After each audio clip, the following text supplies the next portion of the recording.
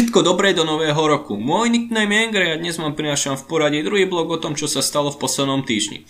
Po dlhej snahe zistiť, ako môžem zlepšiť kvalitu môjho mikrofónu, sa mi konečne podarilo nájsť spôsob, preto dúfam, že som tento problém dostatočne odstránil. Pokiaľ si myslíte, že nie, dajte mi vedieť, prosím. V minulotýždňovom videu som vravel, že sa pozriem na moju tapetu a upravím ju, no nejako sa mi nechcelo a pravdu povedať, zatiaľ som s tou, ktorú práve teraz používam, spokojný.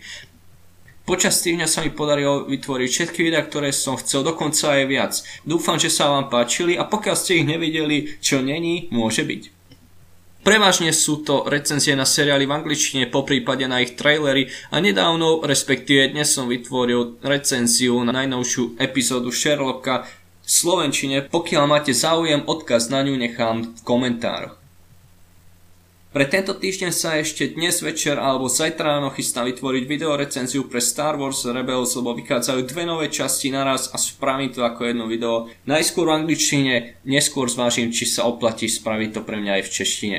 Do budúceho týždňa sa už sťahujem do Česka, preto je dosť pravdepodobné, že moje videá neprídu skôr ako po obede v každom danom dni, ktorom ich budem robiť. Mali by to byť recenzie na nové časti Sherlocka a Vikingov. No a to by bolo na teraz všetko. Pokiaľ si chcete vypočuť, ako znie v angličtina vysokoškoláka, tak neváhajte a pozrite sa na jednu z mojich anglických recenzií. Majte sa pekne a čaute.